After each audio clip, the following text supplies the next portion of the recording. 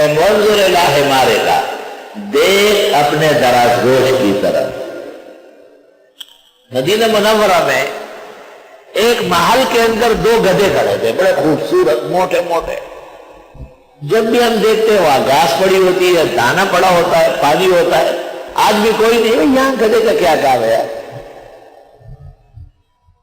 ایک دن میں نے منصور کو کہا، میں نے کہا بھائی اس پہ تو علم لانا ضروری، اور آج میں دن بھر یہاں بیٹھوں گا اور دیکھوں گا کہ یہ گدھے والا کب آتا ہے، اس سے بات کرنی ہے۔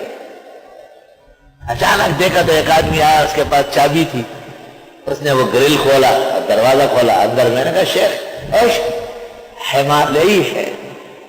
اس نے کہا ہاذا لمیلاد النبی، میلاد النبی علی الحمار، اہل المدینہ یرکبون علی الحمار ویروحون الی مکہ واہل مکہ یرکبون علی الحمر ویأتون عندنا۔ میں نے کہا افسوس، پاکستان کے بدعتیوں کو گدھے پر سوار کرنا باقی ہے۔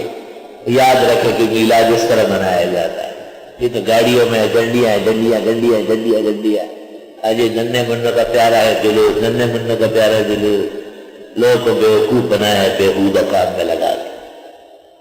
سخت تپش میں ان کو تو گدھے پہ سوار کرنا ضروری ہے۔ مدینہ منورہ کے اعمال یہ کہ چونکہ بی بی حلیمہ سعدیہ رسول اکرم صلی اللہ علیہ وسلم کو اپنے ساتھ جب لے گئی تھی تو وہ گدھی پر سوار ہو کے آئی تھی۔ اس سنت کو زندہ کرنے کے لیے وہاں کے جو میلاد منانے والے وہ مدینہ منورہ میں اس پر بیٹھ کر، مکہ 450 کلومیٹر راستہ ہے، اور مکے والے اسی طرح پالتے ہیں اور شوقین لوگ ہیں، پھر اس کے ذریعے مدینہ منورہ پہنچتے ہیں۔